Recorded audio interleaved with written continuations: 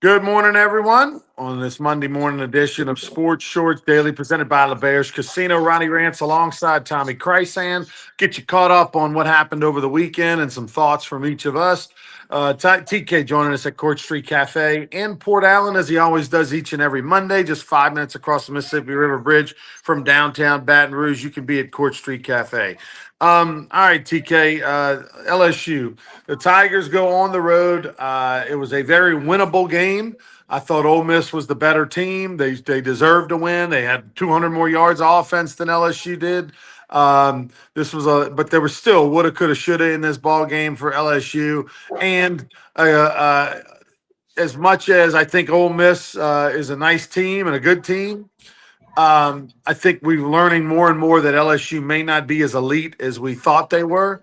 Offensively, for me, no different than any other game they played this year. Just tremendous issues running the football. They played without Durham, their number one running back.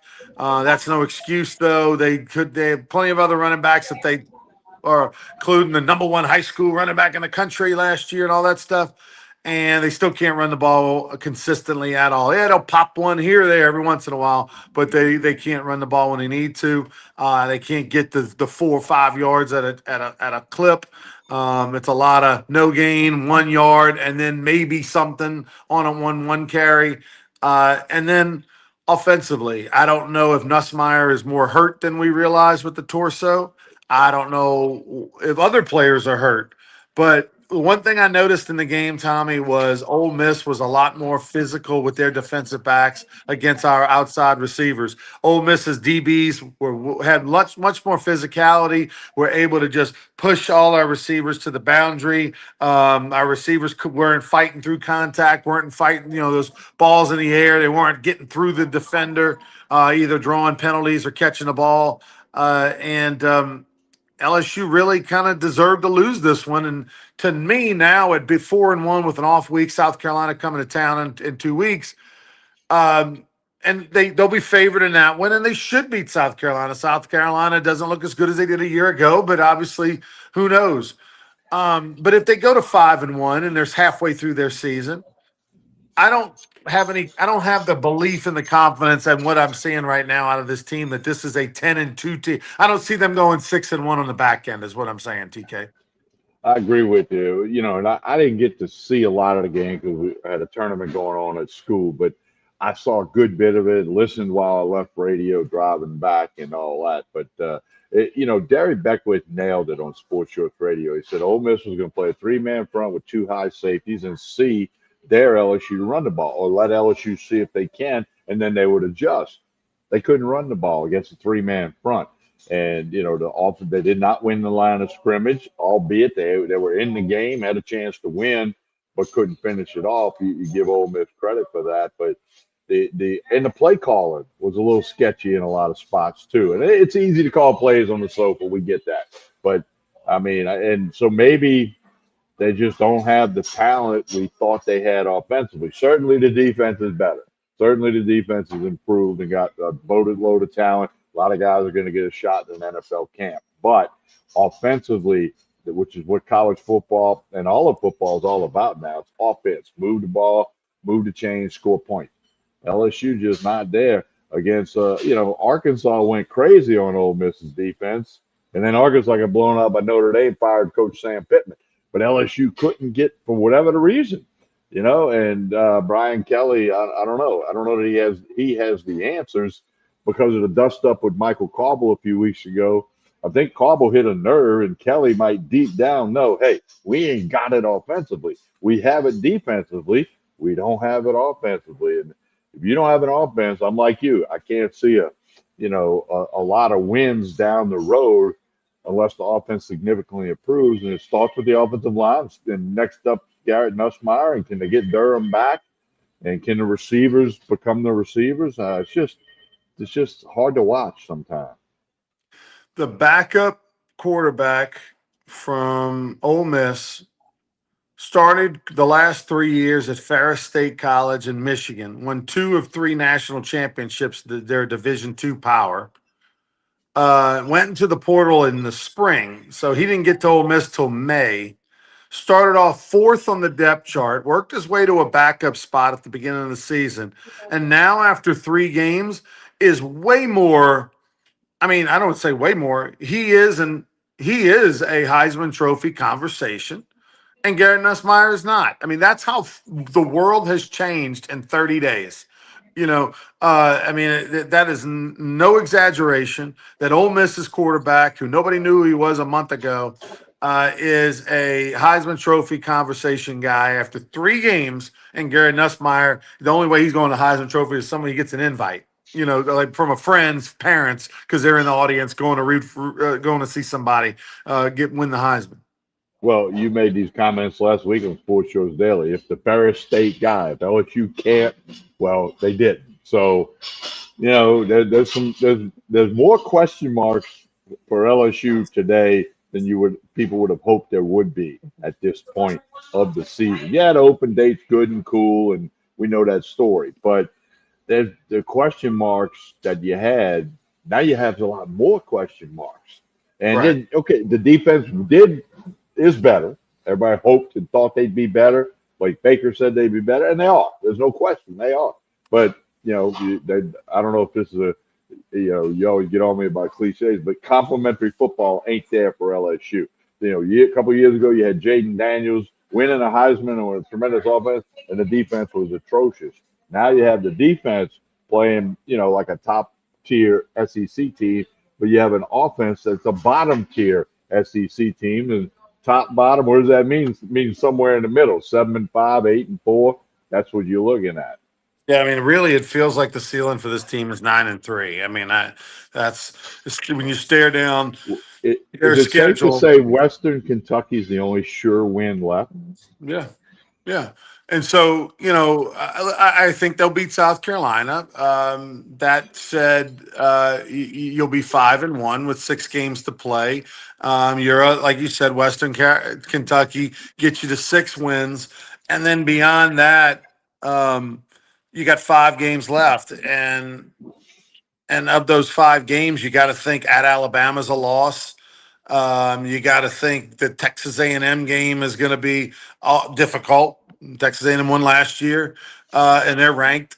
At Oklahoma looks tougher now than it did before the season. The way they're playing offensively, particularly. So I mean, and others, but I'm just saying those are 3 to me that really they're might be underdogs in. Who knows? Again, 10-2, I think gets this team in the playoffs. That means you got one more loss. Other than that, we're in a world, Tommy, where 9-3 doesn't do anything for you. This is a playoffs or bust type of program. 18 million, LSU needs to be top 12 every year. That's what they're playing for. And you can be the best 9-3 team in the land. If you're not in that top 12 and in the playoffs, then it was not a successful season. That's the bar right now at LSU.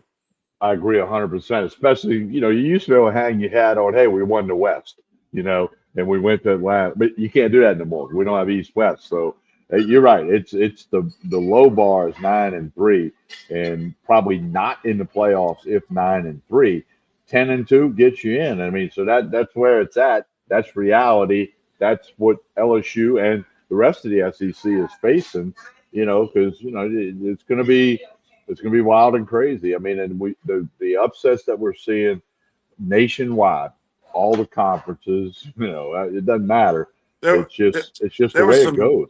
really good games this past weekend. Tennessee beats Mississippi State in overtime. Alabama goes on the road, beats Georgia. I mean, Kirby Smart's just got to be like, what is this damn kryptonite thing? 1-7 against Bama. It's unbelievable. But a lot of good games, and of course, LSU will be hosting South Carolina. The game will be 2:30 or later. We know that, but we're waiting to hear the time. All right, Raging Cajuns get a big win, a much-needed win, get their second win of the year. They knock off Marshall at home on Saturday night. All right, TK, let me walk you through this game. Okay. So the Raging Cajuns are a 2-point dog at home. 2-point dog at home on Saturday. I've been saying all along this year, there's two things you do. You bet against the Raging Cajuns and you bet against Northwestern State. No matter the line, just do it every single week over the course of the season. You're going to win more games than you're going to lose. Um, and and I did the same this time around, but with a little extra juice because here's why, Tommy. A text message. I get a text message from my brother who is on the RCAF board, one of the top donors over at UL. Got the suite, for all foot baseball. Got the suite in the new football stadium and all that. Big Raging Cajun guy, and he gets a text from a high-ranking official. Let's just say, who says, "Hey, look. Y'all just come to the game today and support the Cajuns. It's a beautiful day. It's going to be a tough one. Raging Cajuns are decimated with injury. We got guards having to play tackle because we don't have any tackles. We got our top two receivers out. We got got tight ends being backup guards. We're moving everybody. Decimated with injury. I think four of their top five tacklers were out in this game. Look, it's the toughest week of practice I've ever seen in their many years of college athletics, and just it's going to be just giving you guys a heads up, man. This team, but they're not making any excuses. But this team is decimated and all that. So naturally, TK, when you get in info like that, what do you do? You make a wager. Not just a little one. Not just a little one. And you up it. You go a little higher than normal. Okay. And you share it with your friends. You share it with your friends, right? Yeah. Because because then you got to eat some crow. That's the kind of info that you'd pay for, quite frankly, right? Yeah. And you see something like that, you share it with your friends, like, "Hey, I've been saying go against UL all year, or whatever the spread is, go the other way. I'm really mean it now." So naturally, there are people that bet on that game that normally don't ever bet on UL games all over this great land of ours, right? And just to give folks who didn't watch a lick of the you that didn't even watch any of the game, here's what we got. We got a team in Marshall that's up 34-17 halfway through the third quarter. They're up 17 points halfway through the third quarter. And then all of a sudden, Marshall decided that's enough. We don't need to play any more defense. And here comes the Raging Cajuns. They make a change at quarterback, and next thing you know, that change at quarterback may be the difference in their season. They decide it was just onward from there. They score a touchdown with 16 seconds to go to tie it. After Marshall had scored a touchdown with a minute to go up a touchdown. Then they go to overtime. They both score in the first overtime. In the second overtime, Marshall misses a wide open receiver in the end zone. I mean, they ain't another player 10 yards around them. Quarterback had a little pressure, got rid of it, threw it high. The receiver jumped up, got both hands on it, couldn't hold on to it. I mean, the guy was so wide open, Tommy, he could have called a fair catch. And instead, they settle for 3 points in the second overtime, and UL just runs it in to win the game in a walk-off fashion. One of the worst beats I've ever taken in the history of my little betting life, TK. And now I thought the Earth was round, and I just found out it was flat. I don't know what to do now after that UL debacle. Oh man, that's a tough one, man. I wasn't aware it was a 17-point lead midway third quarter. Okay, I was kind of following it. Yeah, I bounced around like everybody does, all the different scores, who's up, who's not, all our teams in the state of Louisiana, across the country where I might have a connection or two with people that are big fans. I bounce all around. So I didn't know that was how that UL game unfolded, but nonetheless, they did. Hey, while Ronnie's coming back to us, Court Street Cafe right here in Port Allen. Breakfast, lunch, dinner. Saturday night's a steak special. They got the Sunday brunch. Court Street Cafe is everything you need. They got all the lunch specials, dinner of the week, drink specials. Court Street Cafe in Port Allen. If you hadn't checked them out, do so. Jason and the staff do a super job. Couple other notes. Sam Pittman, as you mentioned, fired at Arkansas. Bobby Petrino back at the helm. What did it take? Only took about 20 years for that to happen, for Bobby Petrino to become the head coach at Arkansas again. And oh, by the way, this is something fans have wanted ever since Bobby Petrino was fired for taking a co-ed on the back of his motorcycle. And she was a volleyball player, I think, back in the day. And, Bobby Petrino was married. She's a co-ed at Arkansas. They got in an accident that led to his firing. And now, though, their favorite son has returned. Yeah, he's had a kind of a tumultuous type career. Go ask Todd McClure about the note he left on the locker in Atlanta Falcons about, hey, I'm leaving the team. I'm no longer your team. He printed up a thing and taped it on every locker in the Falcons locker room. Todd McClure can tell you that story. But and of course the picture of him in the neck brace after the motorbike wreck, it's surfaced again. Stuff never goes away. And he's the interim coach, and of course, like all the other schools that have already fired their coach, there's lists out there of who's the potential replacement. That's jumping the gun a little bit. Petrino will coach the rest of the year, and I don't know. I guess if they win a bunch of games, maybe he's the permanent head coach. That's for Arkansas to decide. All right, the New Orleans Saints, they go to Buffalo, and give them credit. They had a little fight in them. At one point, it was 24-19. They end up losing bigger than that. But they do cover the 15.5 spread.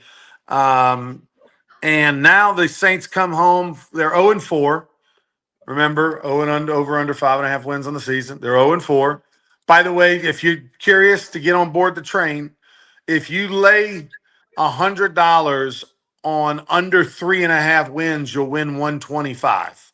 So that's the bet, I think, at this point, is the over under 3.5.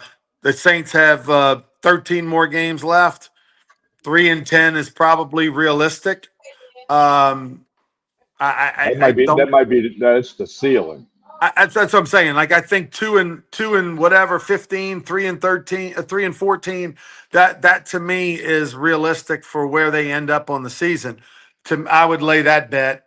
It's lay 100, get 125 on 3.5. If you go to 4.5, Tommy, it jumps up to minus 165. Ooh. By the way, minus 165 was what I got at 5.5. Okay, so it's already going. They've already adjusted, and 4.5 for minus 165. I would probably roll the dice. Now that would be a sure thing, I think, but obviously 3.5, you can get some value. You get that plus 125. It's a big difference from 125 to minus 165. And so that's the bet if you wanted to jump on the over under train right now. But hey, they went to Buffalo.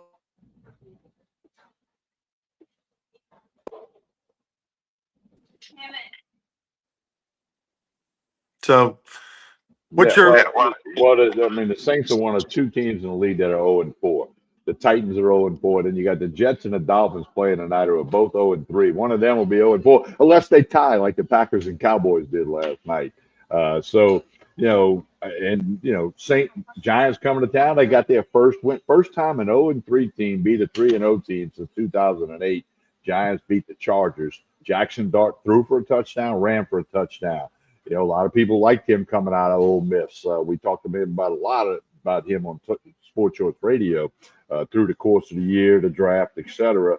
So Giants are a 1.5 favorite against the Saints. Malik Neighbors, LSU star, torn ACL. All the reports, I think it'll get confirmed today, but he was carted off. Didn't look good when you watch the injuries. I hate looking at those injuries. I don't like any athlete to get hurt at any level, any sport, boy, girl, don't matter. But so don't look like Saints fans would get to see the old LSU guy. I mean, I'm quite certain he won't play this week if he's not out for the season. But Saints. So yeah, I was in Oxford this past weekend for LSU Ole Miss, and lots of people excited about talking about Jackson Dart getting the start for the Giants. Right, Jackson Dart is their Joe Burrow, if you will, in the sense that they love him up there, and you couldn't get the game at the restaurants on Oxford. I was there for lunch on Sunday before we headed back, and you couldn't get the games on because the games that were scheduled in that area were not Giants, of course, and so a lot of people were looking for the game. Jackson Dart did just enough to get the first win. Obviously, Russell Wilson now on the bench with Jameis Winston. We'll talk plenty about baseball on Wednesday. The playoffs start on Tuesday. Some good ones, by the way. Tigers at Guardians. Tigers find a way into the playoffs. They blew a giant 15 game lead on the Guardians just 2 months ago to win that to lose that division. You got the series in the playoffs right now is the Sox at Yankees. Red Sox at Yankees 3 game series Tuesday, Wednesday, Thursday if necessary. All of them in the Bronx.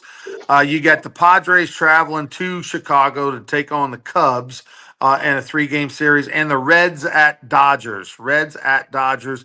Those are the ones that'll start tomorrow. Seattle and Toronto get the bye, and the Brewers and the Phillies get the bye. Let's talk Ryder Cup before we get out of here. The United States were the heavy favorite, one of the biggest favorites in Ryder Cup history to win in Bethpage, New York. I think they were minus 150 on for your money at the beginning of the tournament. They end up losing 15 points to 13 points, but showed a little moxie, showed a little, saved themselves from complete embarrassment by having a heck of a showing on Sunday. And now, it didn't make a difference because 15-13 is 15-13. Only Europe only needed 14 points. They could have ended in a tie to retain the cup. But there was controversy, TK. Controversy inside the ropes, outside the ropes. A lot of people disappointed in the way the fans acted. The f bombs at the players from Europe, and they threw a beer at Rory's wife. You can't have that. And then I was turned off, and a lot of other people were too. That I guess they're not targeting old people. That constant crowd, like you were at a concert or you were at a championship wrestling event, and on the first tee, here's Justin Thomas, like you were introducing a heavyweight boxer or a championship wrestler. I know, I don't know. A lot of people were uncomfortable with that, but between the ropes, Europe was the better team. The iron play was unbelievable. They made so many putts from outside of 15 feet that the U.S. didn't make, and Europe was the better team. They deserved to win. They were on the road. They battled the crowd, and the Ryder Cup remains with the Europeans. It was quite the event. I mean, they had beautiful weather. It's a great golf course, but Well, there were the a lot of controversy big on Sunday was that Victor Hovland claimed an injury, neck issues and whatnot, so he was not able to play. And when that happens, then each team gets an automatic half a point. And then they go to this envelope system where the team that doesn't have the injured player, in this case, the United States, the captain opens up the envelope that he filled out before the tournament, and he puts in there basically the golfer that's going to sit out, that's not going to play on Sunday. And it was what, Harrison English? Was that who it was? Harris English was scheduled to Yeah. play Hovland. Yeah, so and that was the rule. It's a half point. A lot of people saying, "Hey, you should forfeit the whole point if they're hurt." I mean, I thought maybe you get an alternate in the future. The Ryder Cup will definitely address that before they play 2 years from now. Again, that's every other year, But and but take but obviously that matters because in this case, right, you could have potentially have you could have potentially had, if you win that point if United States, and people say, well, wait, I mean, how do you know they would have won the point? Well, they won most all the other points yesterday, and it could have made a difference, right? I mean, it was just it could have put more pressure on the international team if they don't have that half a point, and I just don't. To me, I hope it wasn't gamesmanship. There's a difference between being injured and being hurt. And could Victor Hovland have played if needed? If international needed that point, would they have said, "Hey, Victor, throw some icy hot on it and go get it"? And we need you to get that point. But in this situation, they thought they didn't need it. That they're going to coast to a victory, and they decided not to. And the crazy thing was Victor Hovland was on the course, walking around, following some of the holes. That part is a little bit oogie. Yeah, and I guess we'll never know, but it claimed to be a neck injury. That's like me, Ronnie. If I tell you, Ronnie, my back's really hurting, you need to carry the radio equipment. Well, you don't know if my back's hurting or not. You can't look. If my arm's broke and I have a cast on it, my arm's broke. Neck injury, back injury. I'm not accusing Europeans of anything, but when he's out there, and I guess you could, if you have a neck injury that doesn't allow you to play golf at that level, I guess you could still walk around. I don't know. But a lot of controversy inside the ropes, outside the ropes, however you want to look at it. And Europe wins, but Europe played the better golf. From Friday morning to Saturday evening, overall Europe was the better team. By the way, Joel Davis was there on Friday, Yeah, one of the worst days in the history of Ryder Cup golf. And Sports Shorts Radio's own Joel Davis happened to be there in the crowd, just saying, sometimes things are what they are. Joel shows up, United States tanks. Joel Joe leaves, they all of a goes. sudden start playing well. Joe goes to Oxford. LSU don't win. Yeah. I mean, can Yeah. we keep Joel on Government Joel Street? had money on UL. Had money on Okay, Marshall. Marshall blows a 17-point lead and doesn't cover. So, yeah, okay. all Can that. you keep Joel on Government Street in future weekends? He can't go to the Saints. Well, maybe if he goes to the Saints game, they win next Sunday Yeah, against the who knows? Giants. No, it's craziness, Joe. But we can blame it on Joel. Okay, that's for sure. And we're gonna really get on him this Saturday on radio. All right, tell us about Court Street Cafe as we get out of here. Well, breakfast, lunch, dinner. They do a great job here. Connect on Facebook and Instagram. They post the lunch specials. Today it's red beans and rice. That's the Monday thing, right? And then, of course, dinner specials, a dinner of the week special. Steak night on Saturday night. They get their steaks from Tremonti's Meat and Seafood. That's the best meat you're going to get anywhere. Sunday brunch, 8 a.m. to 2 p.m. The mimosas are flowing, and it's really, really good food. Jason and the staff do a super job. Court Street Cafe in Port Allen, just a couple of minutes over the Mississippi River Bridge. Take a right on Court Street, you're in the parking lot. Plenty to do here at Court Street Cafe. All right, on behalf of Ronnie Rance, I'm Tommy Krysan. Next episode of Sports Shorts Daily, Wednesday morning, 9 a.m. Have a great day, everyone.